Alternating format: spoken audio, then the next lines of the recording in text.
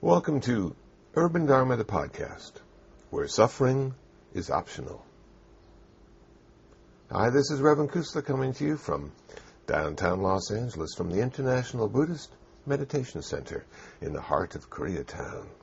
Well, it's a sunny and not quite warm day in downtown Los Angeles. And what you're about to hear is Class 4, Part 2 of an extension class I taught at Loyola Marymount University titled Integrating Buddhist Practices into Everyday Life. This turned out to be a 4-week class that went from September 28th to October 19th, 2006. And more than anything else, it's an overview of the Buddhist path, as well as an introduction to a Buddhist way of life. This is the last part in the series. This is Class 4, Part 2.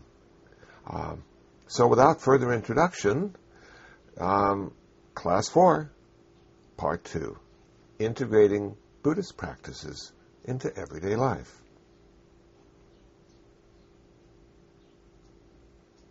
Me, just a red flag. That they have some issues. Yeah. Yeah.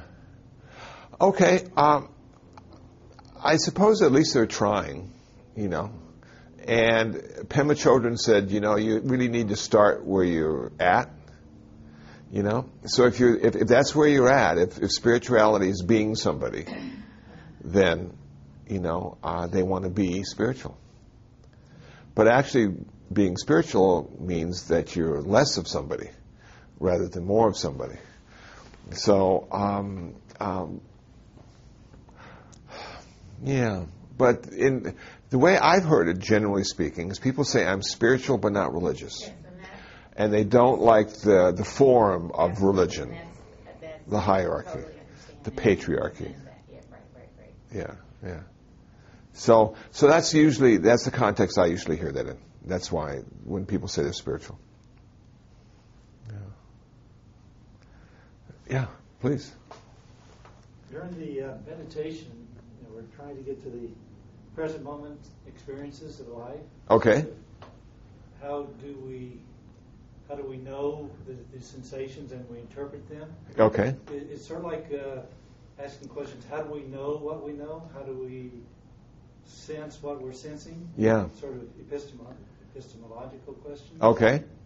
Is that sort of the direction it's heading in, or is there a different slant on it? Well, there's a little skeptical doubt initially when we start to meditate, because we say to ourselves, well, how do I know if I'm meditating? And what is the present moment? I don't think I've ever really thought about the present moment. And can you think about the present moment? Does the present moment have any shape or color? No. Does the present moment have any smell or touch? No. Does the present moment exist in past and future? No. So it's a pretty difficult concept to deal with. So for me, being the simple person that I am, and I'm not belittling myself, it's probably one of my best assets. I'm simple. When I came to meditation, I made it really complicated. I read these books, and there's hundreds of pages, and there's certain ways to do things. I think you talked about that last week. There's sometimes meditation can be complicated. It's hard to remember what to do next, And so my teacher would keep reminding me. He said, just be aware of sensation. And now, what does sensation feel like? Well, we can't really say what it feels like. We can only interpret it oftentimes as pain or pleasure. But any sensation we're aware of is a present moment experience. So, if your foot hurts, if your ankles are tingling because the blood has stopped, and you become aware of that, you are becoming aware of a present moment experience. If you're aware of the sensation of breath, and that's why I really like the sensation of breath, that always happens right now. It's when you evaluate it, put it into a context, write a story about it, that takes you away from the present moment and puts you into past and future again. So I felt that I was meditating when I was aware of the sensation of breath. When I was aware of being aware of the sensation of breath, then I was thinking. And I often did that I often say, wow, I can barely find my breath. Well, thinking, okay. And then there was those few moments of sensation without any evaluation. And I started to see how that stuff happened, like our experience happens before our mind creates the story for us, before our mind puts it together. It happens really quick, though. The mind is quick, but there is that moment of just observation before the story comes. And so in my meditation practice, I sort of like trying to get there and then watch the thought happen. I mean, have any of us been able to see a thought be born? Where does it come from? Most of the time, I found in my own case, when I became aware of my thoughts, they were already fully formed and halfway done. And now I wake up to the fact that I'm in this whole, mindscape, if you will. As I slowed the mind down, in my meditation practice, I was almost able to see the beginning of the thoughts, which was sort of cool. And then if you watch the thoughts really carefully, in the same way you watch your breath really carefully, sometimes you can see them die. And they just lose all their power over us and intensity, like the woman screaming. If you had watched that thought long enough, she would have stopped screaming, and you would have seen that little thought process of yours just sort of fall into nothingness. Until the next thought came up saying, finally she stopped. Another thought, and then that dies too. Now what's unique is in between all those thoughts, there's like this little space of no thought. And it's quick. Those thoughts happen very quickly, just like a reel of film, and each one of those little pictures, given some movement, turn out to be alive. Well, our thoughts turn out to be alive too until we slow the process down.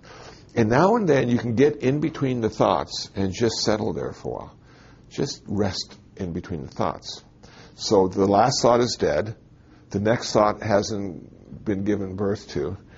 And there you are. And there's no thought. And then you go, wow, there's no thought. Of course, thinking. Right, and then, yeah. And then it starts again. It goes in. But those moments are there. And that really gives us an idea of, again, how the mind works. But it also gives us an idea of the present moment experience of our life. And the present moment is sort of like, this is how I look at the present moment. And again, this is just my interpretation of the present moment. I was thinking about time, and I'm thinking, is time real? And then it came to me that time was not real, that we make time up. Okay, and if you sit for 20 minutes and it's a good meditation, it seems like 1 minute. If it's terrible, it seems like 50 minutes. And so time is very subjective. But what do we use time for? Well, time is a measurement. And what does time measure? Time measures the ever-changing flux within the unchanging present moment. Now, let me say that one more time slowly. Time measures the ever-changing flux and flow within the unchanging present moment. Every one of our sense doors is focused on change. If it's not changing, we can't become aware of it. So sound, I found out, has a lot of silence too. And because of sound and silence, it creates sort of a vibratory thing that stimulates our eardrum and makes it go back and forth. If it was all sound, they say, we couldn't hear it. If it was all silence, we couldn't hear it.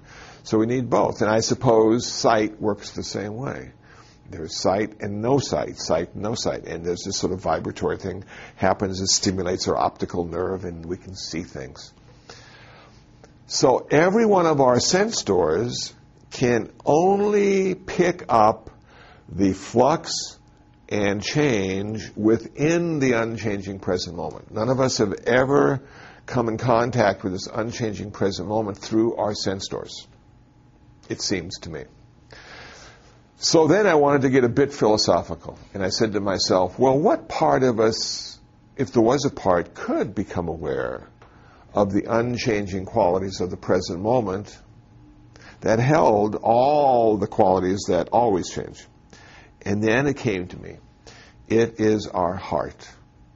And in Buddhism, they oftentimes refer to it as heart-mind. It's a very specific kind of heart or a very specific kind of mind. And it seems to be interpreted as our intuition, our sixth sense, our knowing, and I make a distinction between knowing and understanding. I consider knowing in this model to be the direct experience of something, and understanding to be more of an intellectual process, a conceptualization. So the knowing is a bit more intuitive and experiential, and the understanding is a bit more intellectual and mind-oriented.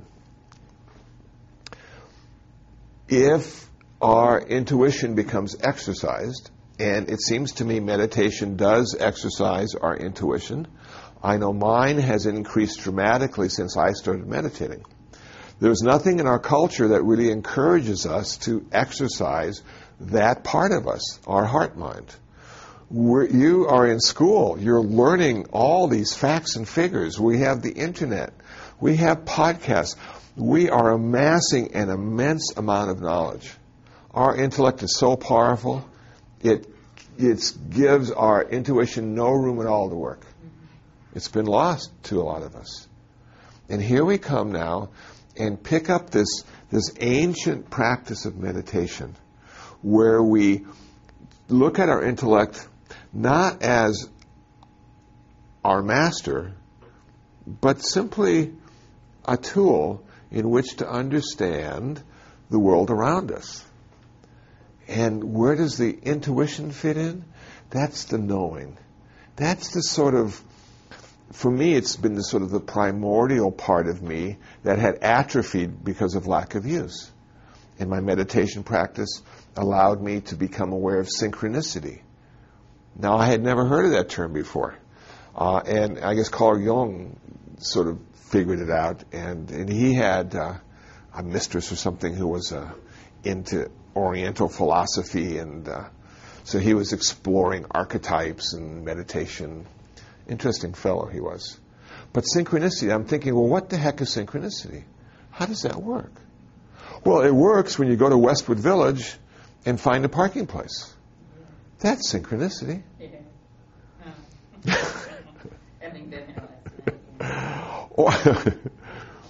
Or you open the door and somebody's getting ready to knock, That's synchronicity.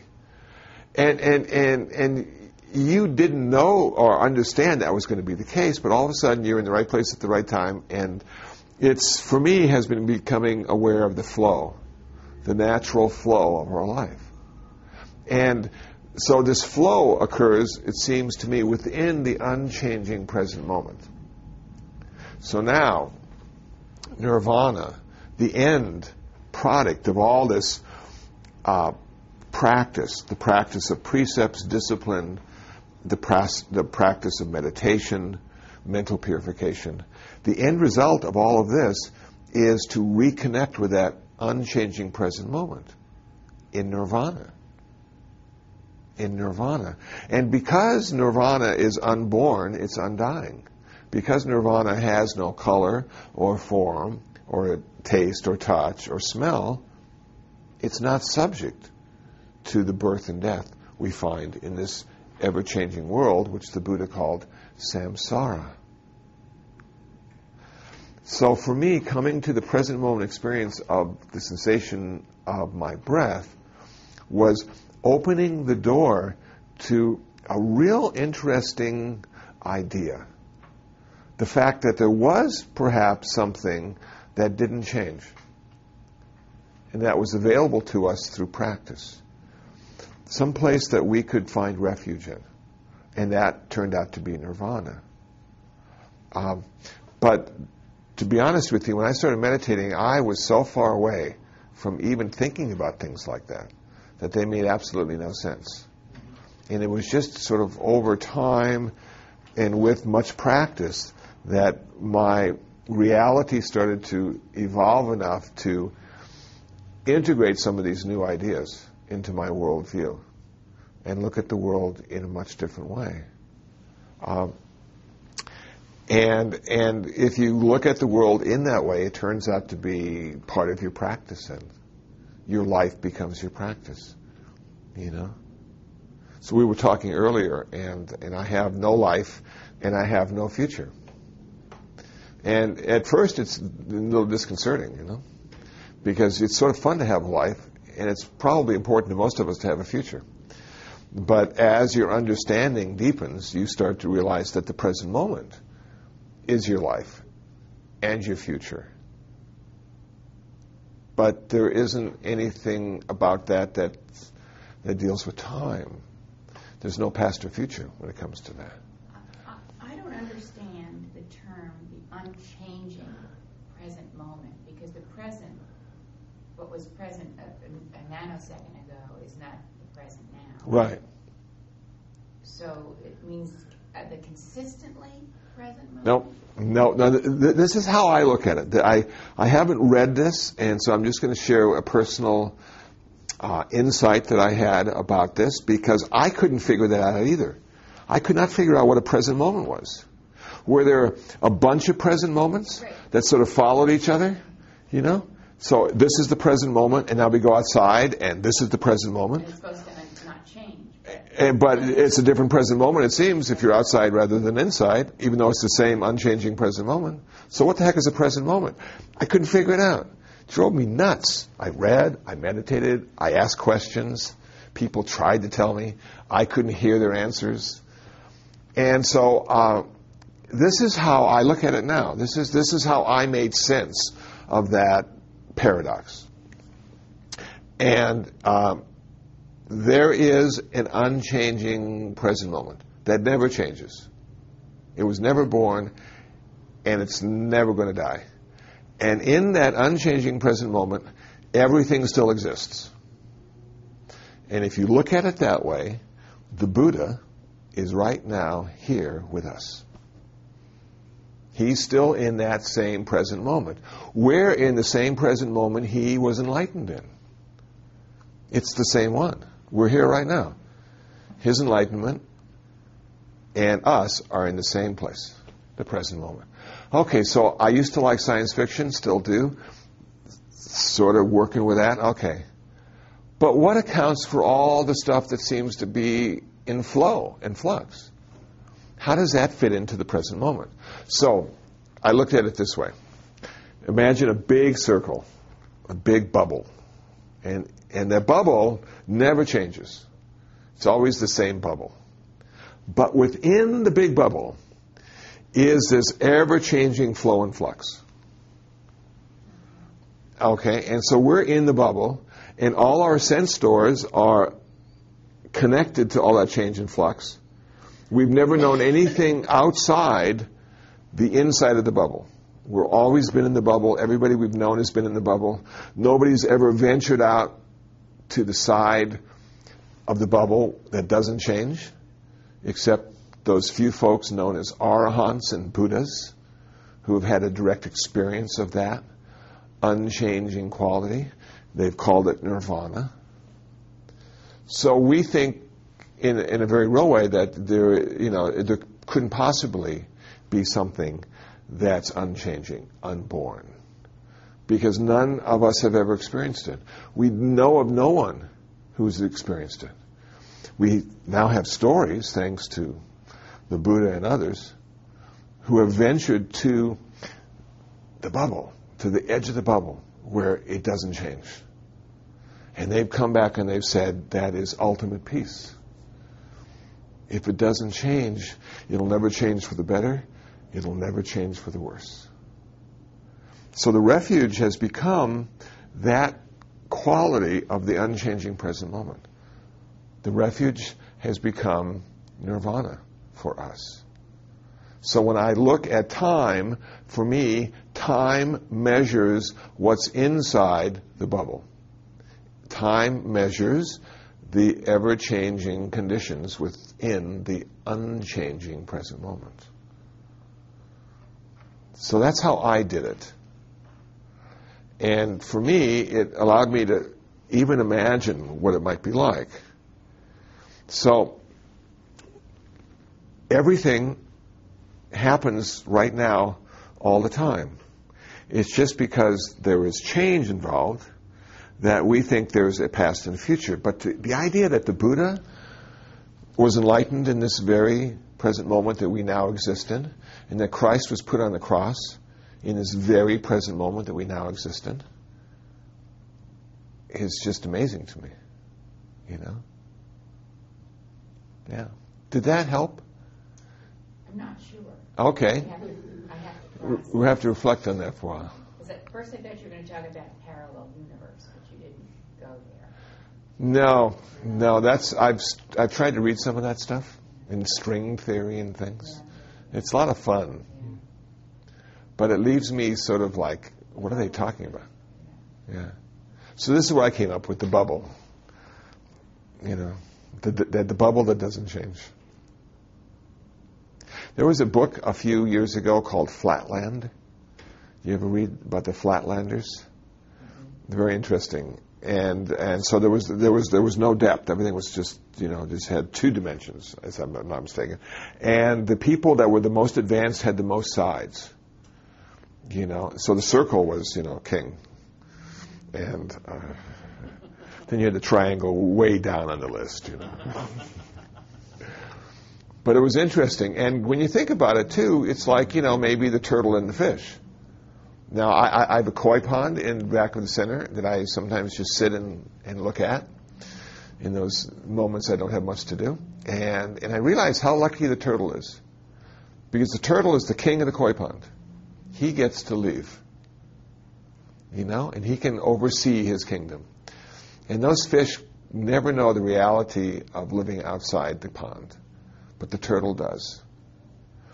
And in a way, the Buddha was able to leave the pond, and we're the koi fish, and we're trying to imagine what it must be like to be out there, out of this ever-changing stuff. What it must be like to not have change as part of our life.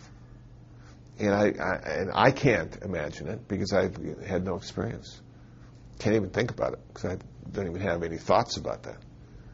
So it was difficult for me, but I can appreciate the different metaphors, and analogies, and as being a useful way to come to this sort of intuitive experience of our life that has been lost to most of us because we have such great intellects. Considering the people were illiterate at one time, couldn't even read or write, couldn't even count their breaths. Probably had to use their fingers. And yet somehow, I would imagine they intuited a lot of stuff. Tell how people felt about them, Could feel if the crops were going to be good this year, And maybe farmers can still do that. Maybe farmers have that feeling of, it's going to be a good year. You put me in front of a cornfield, I haven't got a clue if it's going to be a good year. I'm just amazed that stuff grows out of the ground, Isn't it supposed to be in the grocery store? Isn't that where you get the stuff from? So we've lost that. Yes, please. Have you had any experience of, because you've worked at City of Hope or hospitals or whatever, of the process of meditation healing people, their bodies, or assisting with their health care? No, not a bit. And I say that in the way I said it because I wanted to make a point. That what meditation from a Buddhist perspective would do would be to bring us to a place of acceptance with the way we are. Now, I believe that some forms of meditation may have healing qualities, but Buddhism doesn't emphasize that. The idea a Buddhist would meditate in the hospital would be for two reasons. One, how do I come to a place of acceptance with getting well? Now, that may sound weird, but sometimes getting well is very difficult. You might have radiation or chemotherapy. You might need to take, pills for 3 years, and that kind of stuff. And all that stuff requires discipline, perseverance. And meditation would allow us to come to a place of acceptance with that regime because at the end of that regime, we'd have our health back. And if we were going to die, meditation would allow us to die well. So even though from a Buddhist perspective it may not help heal you, I think it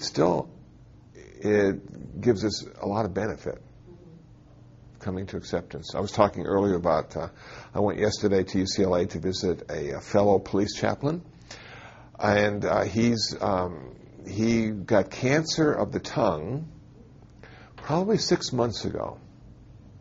He's Mormon too. Never drank or smoked a day in his life. And so they put him into this sort of radiation therapy where they put stuff on his face and his chest. They lined up the machine and they would zap him. And then they gave him chemotherapy for a while. Then they implanted these little radiation seeds into his tongue to kill all the bad cells and stuff. It didn't work. So Monday of this week he went to UCLA and had half his tongue cut out. And they cut out part of his wrist, some of the tendons in there, and they're going to put those and create another tongue for him. It's amazing what they can do. But I saw him yesterday, and geez, he was in the ICU, which is in the basement of the medical center. And you have to call on a red phone, and then somebody comes out the door and takes you in. You just can't go in there. And everybody has been through hell and back in this place, in this particular section of the hospital. And there's like machines and doctors and nurses and technicians and laptop computers at the foot of each bed and monitors at the head of each bed and things. And there's like probably 50 people in here. And they're all just recovering from their operations and stuff. And they're all in, most of them are half asleep or drugged out. And just look at that. You go, geez. For me, I was sad because I realized what the Buddha said was absolutely true. That sickness and old age and death are inherent in the human life. I mean, that's our inheritance. And to see the suffering that went on. So if you were able to meditate, if you had been practicing meditation, once you get to the hospital, if you've never meditated, it's too late. You need a couple years before you go to the hospital to have a practice down, It's like finding God, the day before you die. Well, is that enough time? Maybe so. Maybe so. But if I was a Christian, I want to find God long before I went to the hospital. So now you're meditating. And you're using mindfulness, okay? You're not critiquing anything. You're just using raw awareness, and you're surveying the room that you are in, and you are looking at your body, sensing your body, feeling those sensations occurring right now in the present moment. Most of them probably pretty unpleasant. But perhaps the meditator, rather than looking at it as pain, would be looking at it as just a really, really, really strong sensation. And coming to acceptance and actually rethinking the teachings of the Buddha that he or she had heard many, many times before. All things are impermanent. And if you're happy today, sorrow and suffering is not too far off in the future. But if you're suffering and sad today, happiness is not too far off in the future either. And this place of acceptance will allow us not to have to suffer, not to want it to be different than it is, but will simply be pain or sensation and a teaching, that a direct experience of a teaching. When I visit the chaplains at UCLA, you look in their eyes, and they've seen it all. They've seen 6-month-old babies die. They've seen old men and women die. They've seen people in the prime of their life die. They've also seen them get well. And they had to go in and they had to create a relationship with them and be with them in all their times of trial. And I'm just amazing what that does to you. And that's the kind of awareness I think this meditation practice allows us to have as well. That each and every event in our life can be a learning experience, can add to our wisdom, can add to our compassion. So when I walked in there yesterday, it's not like I'll never be there. I can't be proud and real happy that I'm healthy, because that's in my future too, perhaps, because I have a body and I have a mind. So we're like brothers and sisters, It's not I'm coming in with this sort of like I'm the chaplain. I'm coming in and, it's really difficult to be a human being, isn't it? And everybody's going, it sucks. Go, yeah.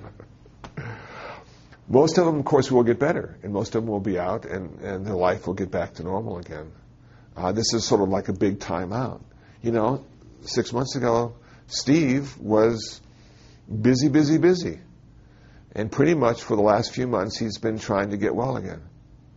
And it hasn't worked. And now he's going to have a fairly long time of recuperation, I've got a feeling.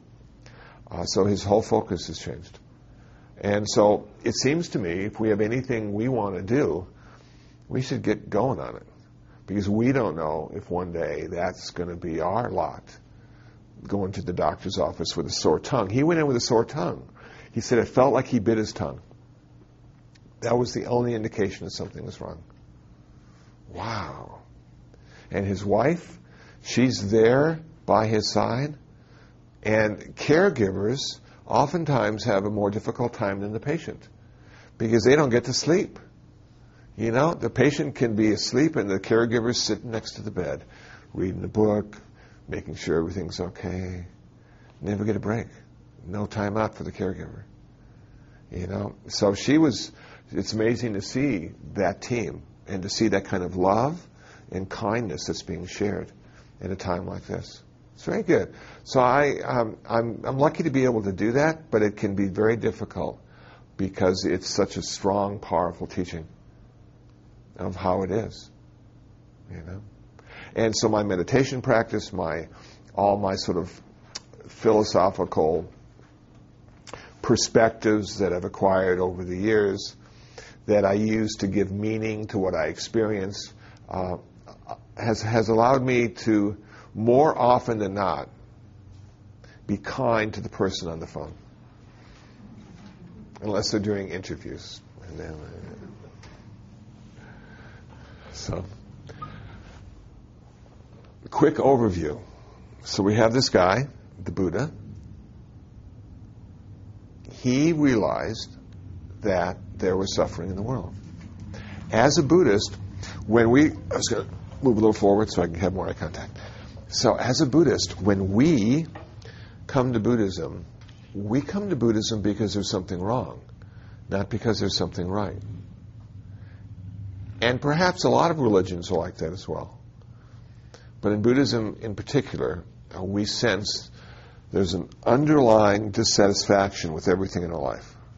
Maybe subtle, may not be obvious at all. So my job as a Buddhist monk is to sell the First Noble Truth. And it can be difficult. My job is to show each and every one of you that your life sucks. And there's going to be resistance and denial. And you may not ever see it. I have to smile because when I came to Buddhism, my life was pretty good. And after the first couple of years, I was suffering more than I'd ever suffered before. I was starting to see clearly the delusions I carried with me, the illusions of success and failure, the idea of good and bad. I started to see through that. So the first sell, the hard sell is, okay, life isn't what you think it is. Life is ultimately going to be unsatisfactory. That's a tough one. Now, the second sell, or the second thing we talk about is why? Why does life have to be that way? And life is that way because we are deluded and ignorant. We think we can attach to the good and push away the bad. We think we can do it. We think we have enough skills and enough life history to just put the right combination together. If we can just take the certain conditions and put them together, we can have the perfect life. But none of us have ever been able to do that. So that's the second aspect of this. The third aspect is the most popular. It's the answer. The answer, according to Buddhism, is nirvana. And then the fourth truth is how to get to nirvana. So we didn't stop by just telling people that their life was unsatisfactory. We continued to talk about why it was unsatisfactory, how it could be wonderful, and what it was like to be ultimately happy and peaceful. The end goal of Buddhism. And so what is this path? It's the Noble Eightfold Path. Right view, right intention, right speech, right action, right livelihood, right effort, right mindfulness, right concentration. And in the first class we talked about the precepts, morality, ethics mostly. We also find that in the first part of the Eightfold Path, which is right speech, right action, and right livelihood. Those three aspects deal primarily with what we say and what we do. What we say and what we do are two of the three parts of karma. Karma is everything we say, everything we do, and everything we think. The second category, mental purification, right effort, right mindfulness, right concentration, deals with our thinking, that third part of karma. In a very real way, a Buddhist is trying to change the karma. Plain and simple. We're trying to change the direction of our karma. And we're fighting many past lifetimes. We're fighting habit patterns. We're fighting lust, greed, hatred, and delusion. All those things go into the choices we make. And the consequences may be pleasant, but they may be unpleasant as well. We're trying to change the way we speak, we're trying to change the way we act, and we're trying to change the way we think. And so the 5 precepts are all about what we say and what we do. To avoid taking life, to avoid taking what is not given, to avoid sexual misconduct, to avoid lying, to avoid consuming intoxicants. That's the foundation of the Buddhist path right there. And every Buddhist in the world who became an official Buddhist and took refuge in the 5 precepts is now practicing those 5 precepts. Some with more success than others. But those are, for me, it's always been a passport to any community. If you are practicing those 5 precepts, any community in the world will encourage you to join them, because you won't be creating more suffering, you'll be creating less suffering. The hardest aspect of this, of course, is to change what we think. What we say and what we do has, in some cases, immediate results. We can see the impact of what we say and what we do. But thought, is so subtle. Sometimes we're not even aware we're thinking the thoughts we're thinking, you know? And the right effort is to allow us to take time to analyze the thoughts and put them into 2 categories, skillful and unskillful. So right effort is about abandoning unskillful thoughts, preventing unskillful thoughts from arising, developing skillful thoughts that have not yet arisen, and maintaining skillful thoughts that are already there. So this right effort really has a lot to do with simply becoming aware of what we're thinking about and putting them into 2 very general categories, skillful and unskillful. Right concentration, right meditation. Those are the two kinds of meditation that Buddhists do.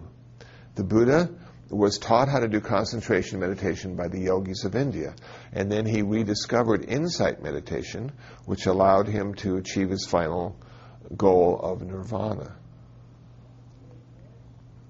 In concentration meditation, there is something called the jhanas, deep states of tranquility.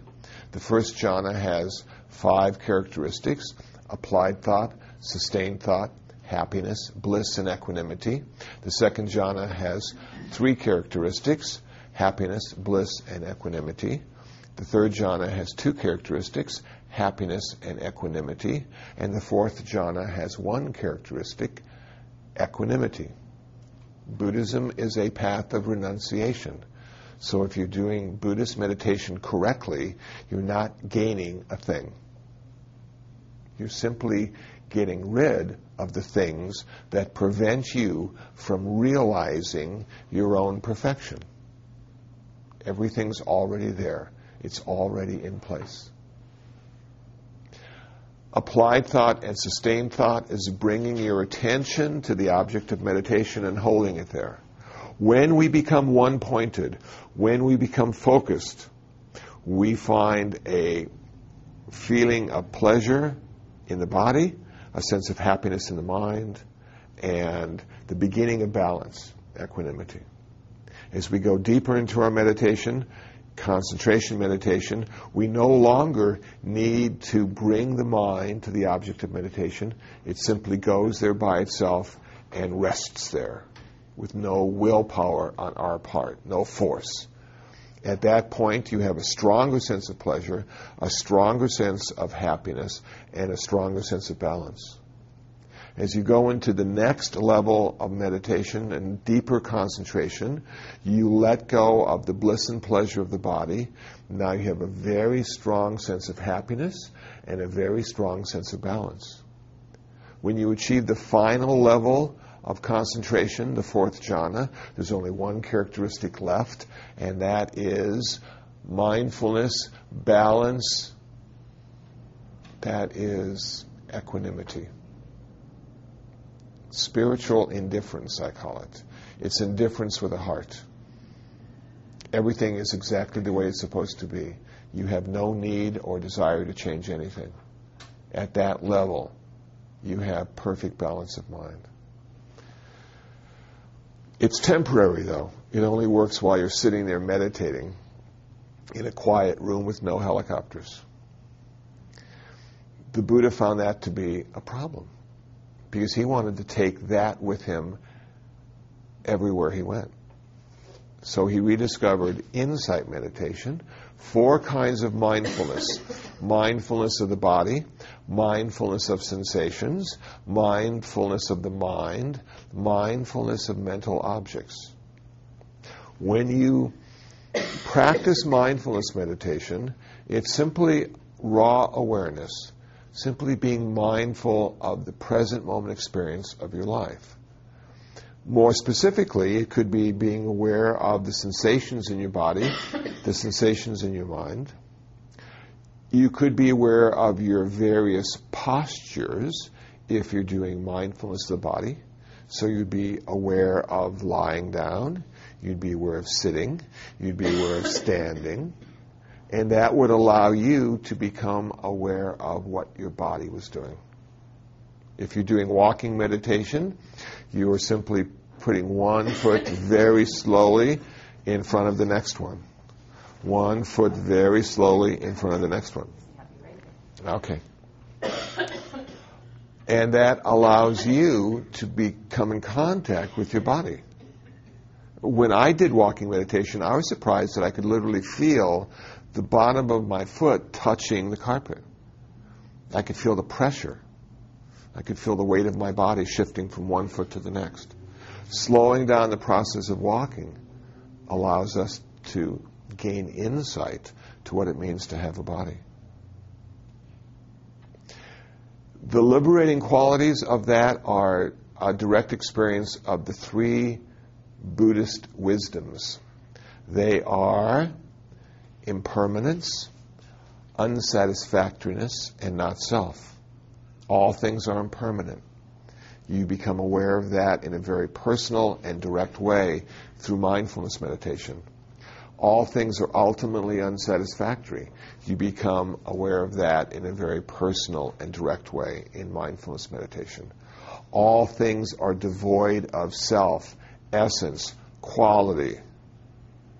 You become aware of that in a very personal way. And that is probably the most difficult. That's coming to the conclusion that you no longer exist in the way you always thought you did. That you are not independent of conditions. You are a conditional person. And you require at least food, water, shelter, clothing, and air to exist. And a few hundred or a few thousand other things to exist in a nice way. That you don't stand apart from anyone else. You are all connected, all interdependent. And being in the basement of a medical center, looking at these post-op persons, and having that feeling that you're connected to each and every one of them in a very personal way.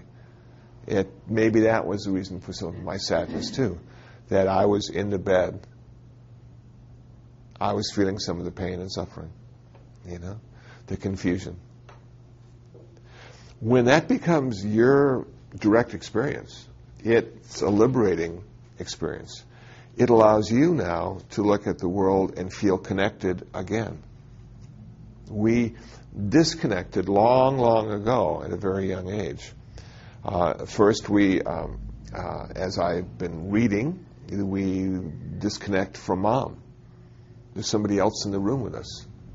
It's not just the universe feeding us, now it's Mom feeding us. And then maybe Dad shows up. Where did Dad come from?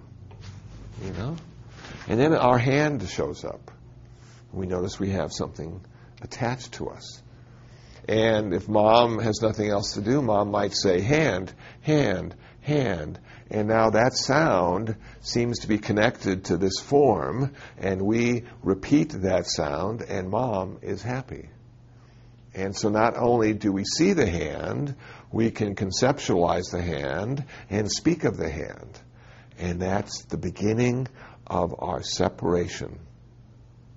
And as our vocabulary grows, we become more and more separated from everything around us. We are taking pieces out of the fabric of the universe and placing them over there. And all the while, we are disconnected. And I think, to a large extent, that accounts for that sort of underlying, not quite surface feeling of dissatisfaction, that we've lost our connection to the world, that it's lonely not being connected to the world. And so Buddhism is saying the ultimate reality is literally coming back to the world in a connected way. But not because you don't think, not in a primordial way. We can't go back and look at the world as a child because we would die. So Buddhism says you need to transcend the separateness and experience the ultimate reality. When you do that, though, you can't live there. One of the sad facts, because you need to be separate in order to live in this very complicated world of ours. And if I'm riding my motorcycle at 70 miles an hour on the freeway, I need to be separate from the car next to me. But I know I'm connected to the car. I just not one with the car. So it changes the way we perceive ourselves and our relationship to everyone and everything in the world. They are us and we are them. And we know that, but they may not. So we can't be too friendly to all our lost brothers and sisters when we find them, because they might think we're a bit odd. How are you? I haven't seen you in a long time. And they've never seen you before. Are you having a good day today? Because if you are, that means I am too. Cool. You know? So as Ram Dass says, we need to learn to dance. We need to have one foot in the ultimate and one foot in the relative. We need to be able to dance and feel comfortable going into each of those realities. And meditation, when practiced long and hard, will allow us to visit the ultimate reality of our life, the interconnectedness of our life, those few unchanging qualities that our heart becomes aware of, and our mind still rejects because it doesn't make intellectual sense. But our heart knows it's true. And out of that heartfelt connection arises the great compassion that's always talked about in Buddhism. And out of that direct experience of interconnectedness arises wisdom as well. So in Buddhism, we need to have two things. We need to have wisdom, and we need to have compassion.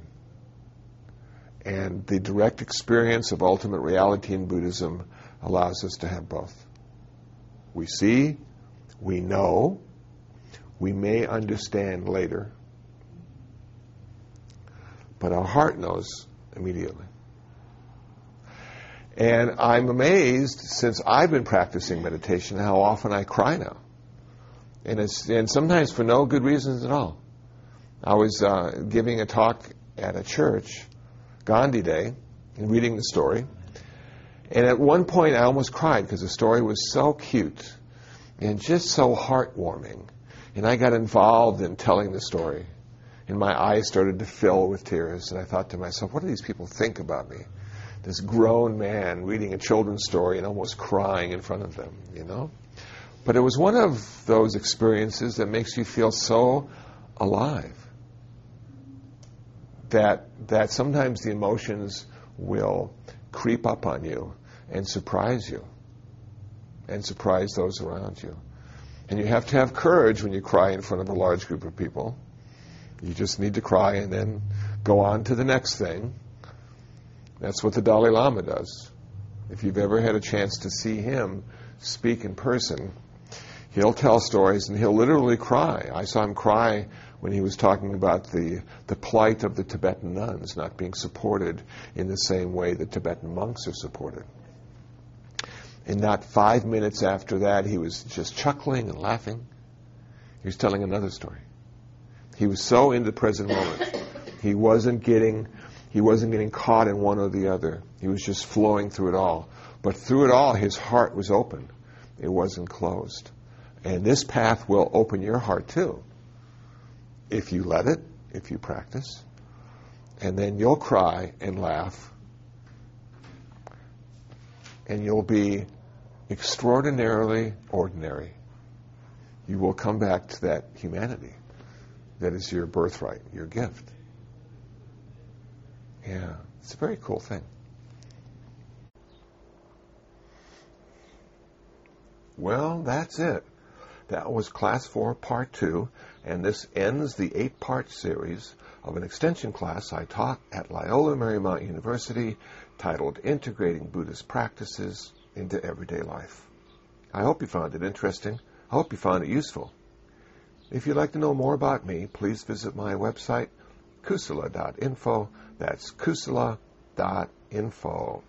If you'd like to listen to more Dharma talks or interviews I've done, please visit dharmatalks.info. That's dharmatalks.info.